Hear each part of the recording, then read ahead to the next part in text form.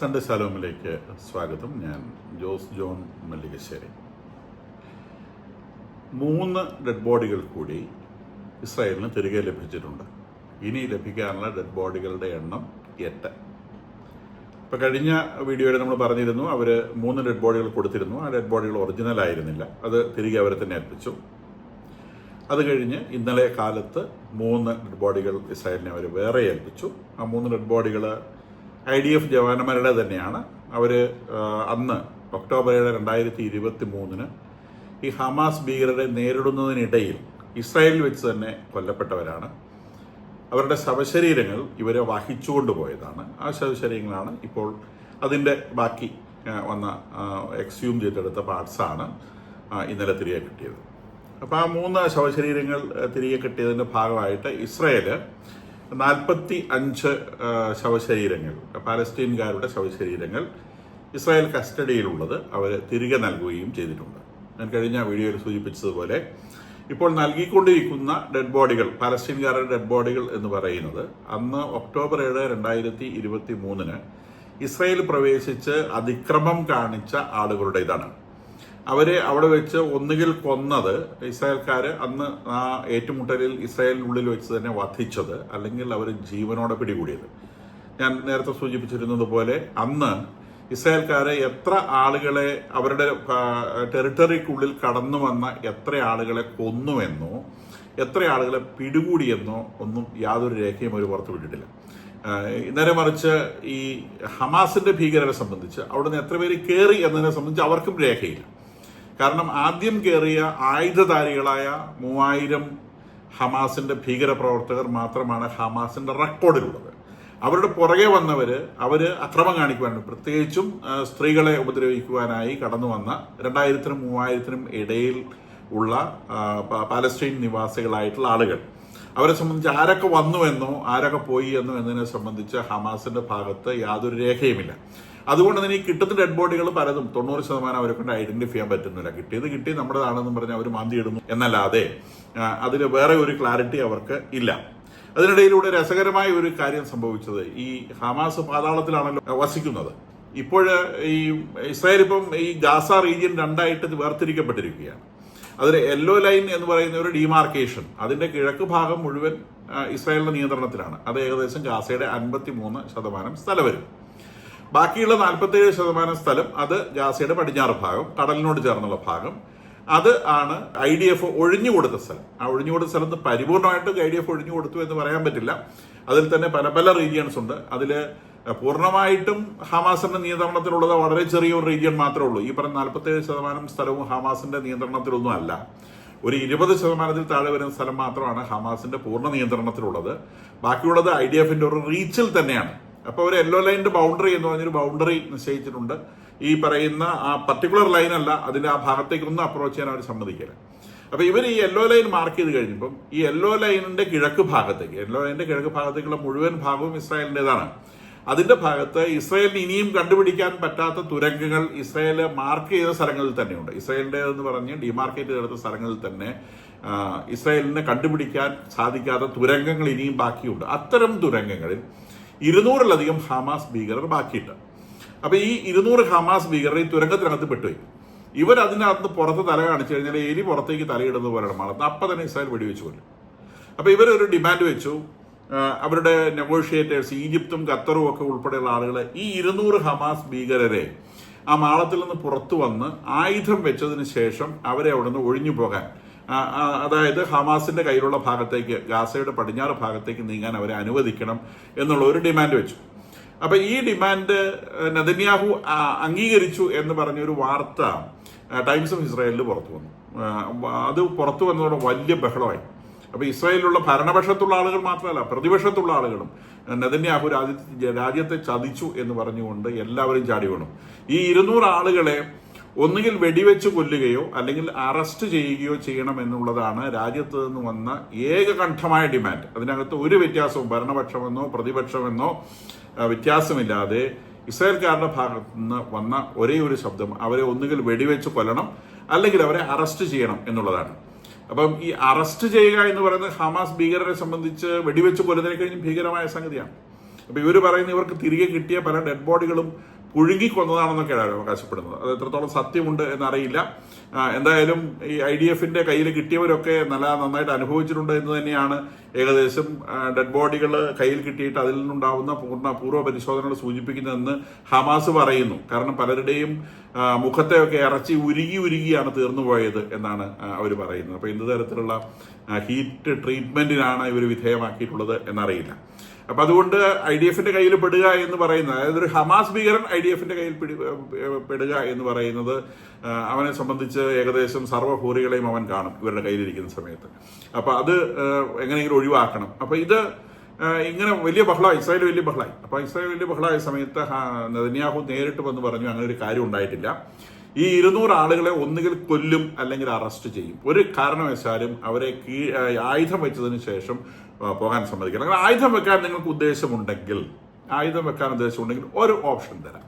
എൻ്റെ ഹമാസ് മുഴുവനായി, ഹമാസിന്റെ മുഴുവൻ ഭീകരപ്രവർത്തകരും ഒന്നിച്ച് ആയുധം വെച്ച് കീഴടങ്ങട്ടെ. അപ്പൊ ഈ യെല്ലോ ലൈനിൽ ഈ മാളത്തിൽ പെട്ടുപോയി 200 പേര് മാത്രമല്ല, ഇപ്പം ഗാസയിലുള്ള ഹമാസിന്റെ 20,000-ഓളം ഭീകരരുണ്ട് എന്നാണ് ഇസ്രായേലിന്റെ കണക്ക്. ആ 20,000-ഓളം ഭീകരര് ഒന്നിച്ച് ആയുധം വെച്ച് കീഴടങ്ങുകയാണെങ്കിൽ അതിനെ സംബന്ധിച്ചൊരു നെഗോസിയേഷൻ ആവാം. അല്ലാതെ ഈ 200 പേര് ആയുധം വെച്ച് കീഴടങ്ങുന്ന പരിപാടിയില്ല. അവന്മാർ മാളത്തിനകത്തിരിക്കുന്നവന്മാർ മാളത്തിൽ തന്നെ ഇരുന്നോട്ടെ, ഒന്നുകിൽ മാളത്തിലിരുന്ന് ആവിയെടുത്ത് ചത്തുപോട്ടെ, അല്ലെങ്കിൽ പുറത്ത് വന്നാൽ ഞങ്ങൾ വെടിവെച്ച് കൊല്ലും. ആയുധം വെച്ച് അല്ലെങ്കിൽ പുറത്ത് വന്നാൽ ഞങ്ങൾ അറസ്റ്റ് ചെയ്യും. അറസ്റ്റ് ചെയ്യാനൊന്നും സാധ്യതയില്ല. പുറത്ത് കണ്ടാൽ തന്നെ വെടിവെച്ച് കൊല്ലാനാണ് സാധ്യത. കാരണം ഒരു ഭീകരനെ അറസ്റ്റ് ചെയ്യാൻ അടുത്ത് പോവുക എന്ന് പറയുന്നത് ആരോഗ്യകരമായ ഒരു സംഗതിയല്ല, അല്ലെങ്കിൽ വിശ്വസനീയമായ ഒരു സംഗതിയല്ല. അവൻ ഏത് തരത്തിൽ റിയാക്ട് ചെയ്യുമെന്ന് പറയാൻ പറ്റില്ല. അപ്പൊ അവനെ വെടിവെച്ച് കൊല്ലുക എന്നുള്ളതാണ് ഒരേ ഒരു ഓപ്ഷൻ ഉള്ളത്. അപ്പൊ ആ ഒരു സാഹചര്യം നിലവിലുണ്ട്. അപ്പൊ ഇസ്രായേലിന്റെ കയ്യിലുള്ള യെല്ലോ ലൈനിന്റെ ഉള്ളിൽപ്പെടുന്ന സ്ഥലത്ത് മാളത്തിനകത്ത് എവിടെയോ 200 ഹമാസ് ഭീകരർ അധിവസിക്കുന്നുണ്ട്. ഈ 200 ഹമാസ് ഭീകരരെ എങ്ങനെയെങ്കിലും രക്ഷപ്പെടുത്താൻ ശ്രമിക്കുന്നതിന്റെ ഭാഗമായിട്ടാണ് ഈ റാഫ മേഖലയിൽ നിന്ന് ഇടയ്ക്കിടയ്ക്ക് യെല്ലോ ലൈനിലുള്ള IDF-ന്റെ നേരെ വെടിവരുന്നത്. അങ്ങനെ IDF-ന്റെ നേരെ വെടിവരുന്ന സമയത്താണ് ഇവര് ഈ ഗാസയിൽ കയറി മേച്ചിൽ പെയ്യുന്നത്. ഒരു 100 പേരെ കൊന്നിട്ട് തിരിച്ചു വരുന്നതും അങ്ങനെയാണ്. അപ്പൊ ശരിക്കും ഈ മണ്ണിനടി കിടക്കുന്ന 100 പേരാണ് ഇവിടെ പ്രശ്നം ഉണ്ടാക്കുന്നത്. കാരണം ഹമാസിന്റെ ഭീകരരെ സംബന്ധിച്ച് അവരുടെ സഹഭീകരർ എന്ന് പറയുന്നത് ജിഹാദികളാണ്. അവരെ സംബന്ധിച്ച് അത് ഇമ്പോർട്ടൻ്റ് ആയിട്ട് ആളുകളാണ്. അപ്പോൾ ഗാസ റീജിയനിലുള്ള സ്ത്രീകളോ കുഞ്ഞുങ്ങളോ ഒന്നും മരിക്കുന്ന അവരുടെ ഒരു വിഷയമല്ല. പക്ഷേ ഒരു സഹ ജിഹാദി മരിക്കുന്നത് അവരെ സംബന്ധിച്ച് ബുദ്ധിമുട്ടുള്ള കാര്യമാണ്. അപ്പോൾ അവനെ എങ്ങനെയെങ്കിലും രക്ഷിക്കണം എന്നുള്ള ഒരു താല്പര്യം അവർക്കുണ്ട്. അതിൻ്റെ പേരിൽ ഇന്നലെ ഉച്ചയ്ക്ക് ശേഷം ഹമാസ് ഭീകരർ നേരിട്ട് യെല്ലോ ലൈനിലേക്ക് ഒരു ആക്രമണം നടത്തിയിട്ടുണ്ട്. ആക്രമിക്കാൻ വന്ന മുഴുവൻ ആളുകളെയും കൊന്നുകളഞ്ഞു എന്നാണ് ഇസ്രായേൽ പറയുന്നത്. അതിന് നമ്പറിനെ കുറിച്ച് ഒരു തരത്തിലും കുറെ അധികം ആളുകൾ വധിക്കപ്പെട്ടിട്ടുണ്ടെന്ന് ഇസ്രായേൽ പറയുന്നുണ്ട്. ഡെഡ് ബോഡികളൊക്കെ അവർ തിരിച്ച് ക്യാരി ചെയ്ത് കൊണ്ടുപോയി.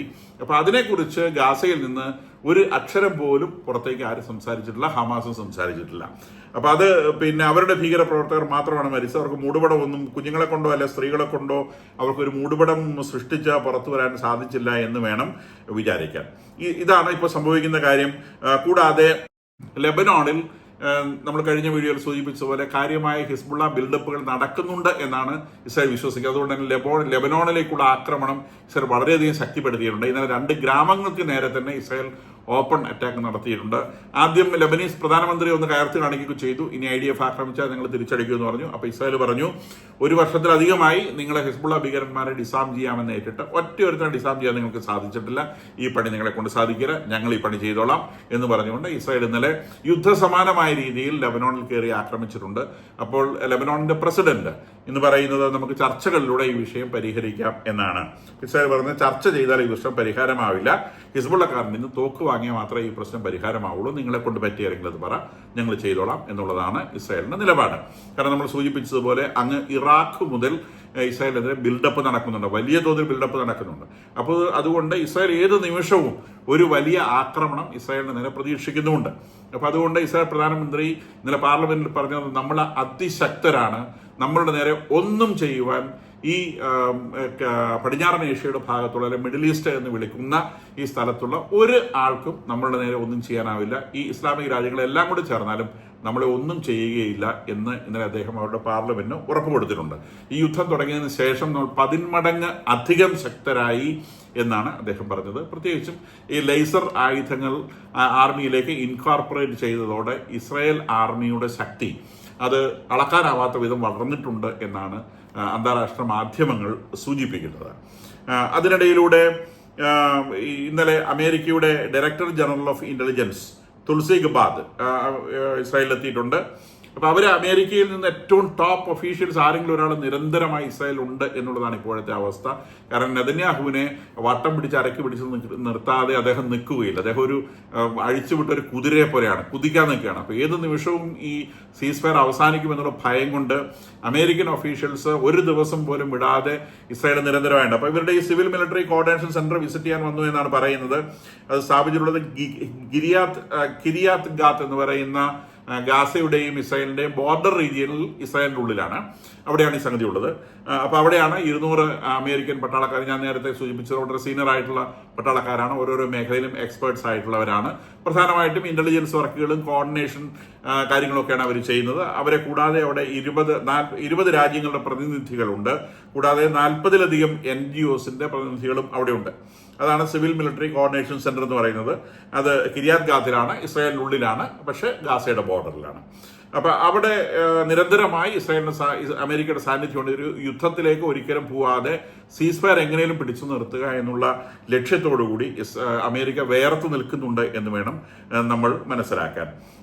ഒരു പ്രധാന വാർത്ത ഇസ്രായേലിൽ നിന്ന് വരുന്നത് അവരുടെ മിലിറ്ററി അഡ്വക്കേറ്റ് ജനറൽ എന്ന് പറഞ്ഞാൽ മിലിറ്ററിയിലെ ഏറ്റവും ടോപ്പ് പൊസിഷനിലുള്ള അഡ്വക്കേറ്റ് ആണ്. അവർ ടോമർ യാരുഷലാമി എന്ന് പറയുന്ന ഒരു ലേഡിയാണ്. അവരെ ഡിസ്മിസ് ചെയ്യുക മാത്രമല്ല, അവരെ അറസ്റ്റ് ചെയ്യുകയും ചെയ്തു. അപ്പോൾ അവർ കഴിഞ്ഞ ദിവസം ഡിസ്മിസ് ചെയ്തതിനുണ്ടായ കാരണം അവരുടെ കയ്യിൽ നിന്നൊരു വീഡിയോ ലീക്കായി പോയി എന്നുള്ളതാണ്. അവര് ആദ്യം അത് നിഷേധിച്ചെങ്കിലും പിന്നീട് അവർക്ക് സമ്മതിക്കേണ്ടി വന്നു. അവരെ വീഡിയോ അറിഞ്ഞുകൊണ്ട് ലീക്കാക്കിയതാണ്. അപ്പോൾ വീഡിയോ ഇതാണ്. ഒരു പാലസ്തീനി ആയിട്ടുള്ള ഒരു തടവുകാരനെ, ഒരു ചെറുപ്പക്കാരനെ ഇസ്രായേൽ പട്ടാളക്കാര് നിയമവിരുദ്ധമായ രീതിയിൽ പീഡിപ്പിച്ചു, കസ്റ്റഡിയിലിരിക്കാൻ നിയമവിരുദ്ധമായ രീതിയിൽ പീഡിപ്പിച്ചു എന്നുള്ള ഒരു പരാതി വന്നിരുന്നു. അത് ഒരു ഇൻട്രോഗേഷൻ സെന്ററിൽ വെച്ചാണ്. ഇങ്ങനെ പാലസ്തീനെ പിടികൂടി കഴിഞ്ഞാൽ അവരെ ഇൻട്രോഗേറ്റ് ചെയ്യും, ചോദ്യം ചെയ്യും. അങ്ങനെ ചോദ്യം ചെയ്യുന്ന ഒരു സ്ഥലത്ത് ഒരു തടവുകാരനോട് പെരുമാറാവുന്നതിന്റെ ഈ വളരെയധികം ക്രൂരത അദ്ദേഹത്തോട് കാണിച്ചു എന്നുള്ള വലിയ ഒരു പരാതി അറ്റ്മോസ്ഫിയറിൽ നിൽക്കുന്നുണ്ട്. ഈ പരാതിയെ സംബന്ധിച്ച് അതിനെ സാധൂകരിക്കുന്ന ഒരു വീഡിയോ ഈ അഡ്വക്കേറ്റിന്റെ കയ്യിൽ നിന്ന്, ടോമർ യെരുഷലാമി എന്ന് പറയുന്ന അഡ്വക്കേറ്റ് ജനറലിന്റെ കയ്യിൽ നിന്ന് പുറത്തുപോയി എന്നുള്ളതാണ് കേസ്. ഇതിന്റെ പേരിൽ 11 സോൾജിയേഴ്സ് വിചാരണ നേരിടുന്നുണ്ടായിരുന്നു. അപ്പൊ സംഭവം ഇതാണ്. ഇങ്ങനൊരു കാര്യമുണ്ട്. ഇത് ആർമി നേരിട്ടെടുത്ത കേസാണ്. ആരും പറഞ്ഞിട്ടല്ല, ഒരു രാഷ്ട്രീയക്കാരനും പറഞ്ഞിട്ടല്ല. ഇത് ആർമിയുടെ ഉള്ളിലുണ്ടായ കേസാണ്. ഒരു പാലസ്തീൻ തടവുകാരൻ. അപ്പൊ ഈ പാലസ്തീൻ തടവുകാരനെ ആവശ്യത്തിലധികം അല്ലെങ്കിൽ അദ്ദേഹത്തെ പീഡിപ്പിച്ചു എന്ന് പറഞ്ഞ ഒരു പരാതി ഉണ്ടാവുന്നു. അതിന്റെ പേരിൽ ഇസ്രായേൽ ആർമി തന്നെ, IDF തന്നെ 12 സോൾജിയേഴ്സിനെതിരെ അന്വേഷണം പ്രഖ്യാപിക്കുന്നു. ഈ വാർത്ത പുറത്തു പോകുന്നു. ഈ വാർത്ത പുറത്തു പോയി കഴിഞ്ഞപ്പോഴത്തേക്കും ഇസ്രായേലിലാകമാനം വലിയ പ്രശ്നമായി. ഈ ആർമി, ഈ 11 ആളുകൾ എന്ന് പറഞ്ഞാൽ ഇവരെല്ലാവരും ചെറുപ്പക്കാരാണ്. വോളണ്ടറി മിലിറ്ററി സർവീസിന് വന്ന ആളുകളാണ്. വളരെ യങ്സ്റ്റേഴ്സ്. 18 വയസ്സ് കഴിഞ്ഞാൽ മിലിറ്ററി ചേരണം, 4 വർഷം നിർബന്ധമായിട്ട് സേവനം ചെയ്യണം. അങ്ങനെ നിർബന്ധമായിട്ട് മിലിറ്ററിയിൽ സേവനം ചെയ്യാൻ വന്നിട്ടുള്ള ആളുകളാണ് ഈ 15 ചെറുപ്പക്കാർ. അപ്പൊ ആ 15 ചെറുപ്പക്കാരെന്ന് പറയുമ്പം ഇസ്രായേലിൽ ഒരുപാട് കുടുംബങ്ങളിൽ നിന്നുള്ള ഇതുപോലത്തെ ചെറുപ്പക്കാരോട് ജോലി ചെയ്യുന്നുണ്ട്. അപ്പൊ അതിൽ 11 ചെറുപ്പക്കാരുടെ നേരെ ഇങ്ങനെ കേസ് ഉണ്ടായി എന്ന് പറഞ്ഞപ്പോഴത്തേക്കും പൊതിയനിളകി ഭയങ്കരമായിട്ട് മിലിറ്ററിയുടെ നേരെ ക്രിറ്റിസിസം വന്നു. പട്ടാളക്കാരുടെ നേരെ അന്യായമായിട്ട് കേസെടുക്കുന്നു, അവരെ ബുദ്ധിമുട്ടിക്കുന്നു എന്ന് പറഞ്ഞുകൊണ്ട് പൊതുജനവും കൂടാതെ ഇസ്രായേലിന്റെ 2 മിനിസ്റ്റേഴ്സും ഒക്കെ ഈ പറയുന്ന ഇൻട്രോഗേഷൻ സെന്ററിലേക്ക് ഇടിച്ചു കയറാൻ ശ്രമിച്ചു. ഈ പട്ടാളക്കാരെ ഇവരെ സസ്പെൻഷനിൽ വെച്ചിട്ടുള്ളതും അതുപോലെ തന്നെ ഈ പാലസ്തീനികളെ ഇൻട്രോഗേറ്റ് ചെയ്യുന്ന സ്ഥലത്ത്. അപ്പൊ അതിന്റെ ഭാഗമായിട്ട് ഈ അഡ്വക്കേറ്റ് ജനറലിന്റെ നേതൃത്വത്തിൽ ഒരു ടീം അവിടെ സന്ദർശനം നടത്തുകയും അങ്ങനെ അവര് ഒരു വീഡിയോ എടുക്കുകയും ചെയ്തു. ആ വീഡിയോയിൽ ഒരു തടവുകാരന്റെ നേരെ എക്സസ് കാണിക്കുന്നതായിട്ട്, അതായത് ആവശ്യത്തിൽ കൂടുതൽ ക്രൂരത കാണിക്കുന്നതായിട്ടുള്ള കാര്യങ്ങൾ അതിൽ ചിത്രീകരിക്കപ്പെട്ടിട്ടുണ്ട്. അത് വാസ്തവത്തിൽ ഈ അഡ്വക്കേറ്റ് ജനറൽ ഇത് ചിത്രീകരിച്ചത് അവരുടെ മിലിറ്ററി നേതൃത്വത്തിനെ ന്യായീകരിക്കാൻ വേണ്ടിയാണ്. അതായത് മിലിറ്ററി നേതൃത്വം ഈ 11 ചെറുപ്പക്കാരായ പട്ടാളക്കാരുടെ പേരിൽ കേസെടുത്തിരിക്കുന്നത് വെറുതെയല്ല. ഇവർ പലസ്തീനികളായിട്ടുള്ള തടവുകാരുടെ നേരെ ആസ്ട്രോസിറ്റീസ്, ക്രൂരതകൾ കാണിച്ചിട്ടുണ്ട് എന്ന് തെളിയിക്കാൻ വേണ്ടിയാണ് ഇവർ ഈ വീഡിയോ എടുത്തത്. ഈ വീഡിയോ എടുത്തിട്ട് ഇവരത് സ്വകാര്യമായി സൂക്ഷിക്കേണ്ടതായിരുന്നു. ഇത് ഓൺലി ഫോർ കോടതി പർപ്പസിന് മാത്രമുള്ള സാധനമാണ്. ഒരു കാരണവശാലും പുറത്തു പോകരുത്. അവർക്ക് ഈ പറയുന്ന ജഡ്ജിയെ അത് കൺവിൻസ് ചെയ്യിക്കണം. ഈ 11 പട്ടാളക്കാരുമായിട്ടുള്ള കേസ് വരുന്ന സമയത്ത് മിലിറ്ററിക്ക് വേണ്ടി ഹാജരാവുന്ന ഈ ലേഡി, മിലിറ്ററി ആണല്ലോ നടപടി എടുത്തിട്ടുള്ളത്. അപ്പൊ മിലിറ്ററിക്ക് വേണ്ടി ഈ പട്ടാളക്കാർക്കെതിരെ പട്ടാള കോടതിയിൽ ഹാജരാവുന്ന ഈ അഡ്വക്കേറ്റ് ജനറൽ അവര് ഇത് കോടതിയെ കാണിക്കാൻ വേണ്ടി എടുത്ത ഒരു വീഡിയോയാണ്. അപ്പം ഈ വീഡിയോ ഇവരുടെ കയ്യിൽ നിന്ന് ലീക്കായിപ്പോയി. അത് അവരുടെ ഉത്തരവാദിത്വമില്ലായ്മ കൊണ്ട് സംഭവിച്ചതാണ്. അത് ലീക്കായി പോയി എന്നുള്ള ഇസ്രായേലിനെ സംബന്ധിച്ച് വലിയ പരാജയമായി. കാരണം അന്താരാഷ്ട്ര കോടതിയിൽ വരെ ഈ വിഷയമെത്തി. ഇസ്രായേൽ പാലസ്തീനികൾക്കെതിരെ ക്രൂരതകൾ കാണിക്കുന്നു എന്ന് പറഞ്ഞുകൊണ്ട് ഉള്ള ഒരു കാര്യം ലോകം മുഴുവൻ വരുവാനും ഇപ്പം ഇസ്രായേൽ പ്രധാനമന്ത്രി പറഞ്ഞത് ഇസ്രായേലിന്റെ ഫോർമേഷന് ശേഷം ഇസ്രായേലിന് നേരെ ഉണ്ടായ ഏറ്റവും വലിയ കുറ്റാരോപണമാണ് ഇതാണെന്നാണ് ഇസ്രായേൽ പ്രധാനമന്ത്രി പറഞ്ഞത്. അപ്പം അത്തരത്തിലുള്ള ഒരു കുറ്റാരോപണം ഇസ്രായേലിന് കേൾക്കേണ്ടി വരുന്ന തരത്തിലുള്ള ഒരു ശ്രദ്ധക്കുറവ് ഈ ലേഡിയുടെ ഭാഗത്തുനിന്നുണ്ടായി എന്നതുകൊണ്ടാണ് ഈ ടോമർ യാരുഷലാമി എന്ന് പറയുന്ന ലേഡിയെ മിലിറ്ററി അഡ്വക്കേറ്റ് ജനറൽ സ്ഥാനത്ത് നിന്ന് ഡിസ്മിസ് ചെയ്തതിനു ശേഷം ഇപ്പോഴവരെ പോലീസ് കസ്റ്റഡിയിൽ എടുത്തിട്ടുണ്ട്. അവരെ രാജ്യരക്ഷാ നിയമം അനുസരിച്ച് അവരെ ഇപ്പോൾ തടവിലാക്കിയിരിക്കുകയാണ്. ഇത് ഇസ്രായേലിൽ വളരെ പ്രധാനപ്പെട്ട ഒരു വാർത്തയാണ്, അങ്ങേയറ്റം ഡിസ്കസ് ചെയ്യപ്പെടുന്ന ഒരു വാർത്തയാണ്. ഈ അഡ്വക്കേറ്റിനെതിരെ ഭയങ്കര ജനവികാരമാണ്. ഇവര് ഇങ്ങനൊരു കാര്യം ചെയ്തു എന്നുള്ളത് അവർ പർപ്പസ്ഫുൾ ആയിട്ട് ചെയ്തു എന്ന് അവർ അവസാനം സമ്മതിച്ചു. കാരണം പട്ടാളത്തിന് നേരെ അല്ലെങ്കിൽ പട്ടാള ജനറൽമാർക്ക് നേരെയുള്ള വിമർശനങ്ങൾ ഒഴിവാക്കാൻ വേണ്ടി, രാഷ്ട്രീയ നേതൃത്വത്തിന് നേരെയുള്ള വിമർശനങ്ങൾ ഒഴിവാക്കാൻ വേണ്ടി താൻ ഇത് ചെയ്തതാണ് എന്നാണ് അവർ പറയുന്നത്. പക്ഷെ അവർക്ക് ഒരിക്കലും അങ്ങനെ ഒരു കാര്യം ചെയ്യാനുള്ള അവകാശമില്ല. അത് അവർ പുറത്തുവിടാൻ അവർക്ക് അവകാശമുള്ള വീഡിയോ അല്ല. ആ വീഡിയോ അവരുടെ സ്വകാര്യ സ്വത്തുമല്ല. അവരുടെ തൊഴിലിന്റെ ഭാഗമായി അവർ റെക്കോർഡ് ചെയ്തൊരു വീഡിയോ ആണ്. അത് അവർക്ക് പേഴ്സണലായിട്ട് ഒരിക്കലും പുറത്തുവിടാൻ പാടില്ല എന്നുള്ളതാണ് രാജ്യത്തെ നിയമം. അതുകൊണ്ട് അവർക്ക് വലിയ ശിക്ഷ കിട്ടും എന്നുള്ളത് ആണ് നമുക്ക് വാർത്തകളിൽ നിന്ന് സൂചിപ്പിക്കപ്പെടുന്നത്. എന്തായാലും ഇങ്ങനെ ഒരു കാര്യം ഇസ്രായേൽ നടക്കുന്നുണ്ട്. അപ്പോൾ ഒരു കാര്യം നമ്മൾ മനസ്സിലാക്കണം, ഇസ്രായേലിലെ നീതി സംവിധാനം എത്ര സ്ട്രോങ് ആണെന്ന് മനസ്സിലാക്കണം. പാലസ്തീനോട് ഇത്രയധികം വിരോധം നിലനിൽക്കുന്ന സമയത്തും ഒരു പാലസ്തീനി തടവിലാക്കപ്പെടുമ്പോൾ അയാൾക്കെതിരെ പട്ടാളക്കാർ അവർക്കുള്ള സ്വാഭാവിക ദേഷ്യം, അവരുടെ കൂട്ടുകാരനെ കൊന്നതും കരിച്ചതും ഒക്കെ അവരുടെ മുമ്പിലുണ്ട്. അവരുടെ മുൻപിലിട്ട് അവരുടെ കൂട്ടുകാരെ തല്ലിക്കൊന്നതും അടിച്ചു കൊന്നതും വെടിവെച്ചു കൊന്നതും അവരുടെ ശവശരീരങ്ങൾ ചുട്ടതും ഒക്കെ ഇവർക്കറിയാം. ഇവരുടെ വളരെ അപൂർവമായ IDF-കാരെ ഒക്കെ ഇവർ പിടിച്ചോണ്ട് പോയിട്ടുണ്ട്. അന്ന് 2023 ഒക്ടോബർ 7 പിടിച്ചോണ്ട് പോയിട്ടുണ്ട്. അവരുടെ ശരീരങ്ങളെ മ്യൂട്ടിലേറ്റ് ചെയ്തിട്ടുണ്ട്, അറുത്ത് ജീവനോടെ ഇങ്ങനെ പീസ് ആക്കിയിട്ടുണ്ട് കൊല്ലാതെ. അപ്പം അങ്ങനത്തെ ദുഷ്ടതകളൊക്കെ ചെയ്തതിന്റെ ദേഷ്യം അവിടുന്ന് ഒരുത്തരെ കിട്ടുമ്പോൾ അവർ കാണിക്കും. അപ്പൊ അത് കാണിക്കാൻ പാടില്ല എന്നുള്ളതാണ് നിയമം. ആ നിയമം വയലേറ്റ് ചെയ്തു എന്നതിന്റെ പേരിലാണ് ഇസ്രായേൽ സേന തന്നെ ഈ 11 ചെറുപ്പക്കാരായിട്ട് പട്ടാളക്കാരുടെ പേരിൽ കേസെടുക്കുകയുണ്ടായിട്ടുള്ളത്. അപ്പൊ അത്ര ശക്തമായ നീതിന്യായ സംവിധാനങ്ങൾ രാജ്യത്തുണ്ട് എന്നുള്ളതാണ് ഇത് തെളിയിക്കുന്നത്. നേരെ മറിച്ച് ഒരു IDF-കാരൻ പാലസ്തീനികളുടെ കയ്യിൽപ്പെട്ടാനുള്ള അനുഭവം എന്തായിരിക്കും നമുക്കറിയാമല്ലോ. അതിനെ സംബന്ധിച്ച് ആരെങ്കിലും അവരെ ചോദ്യം ചെയ്യും. അവരെന്ത് ദുഷ്ടത ചെയ്താലും കൈയടിക്കാനേ ആളുകൾ ഉണ്ടാവുള്ളൂ, അല്ലാതെ അവരെ ക്രിട്ടിസൈസ് ചെയ്യുവാനോ അല്ല അതിന്റെ പേരിൽ എന്തെങ്കിലും നിയമ നടപടി എടുക്കുവാനോ ആരും ഉണ്ടാവുകയില്ല. അപ്പൊ ഇത് രണ്ട് ഭാഗത്തും തമ്മിലുള്ള നീതിന്യായ സംവിധാനങ്ങളെ കുറിച്ചുള്ള ഒരു ധാരണയും നമുക്ക് നൽകുന്നു.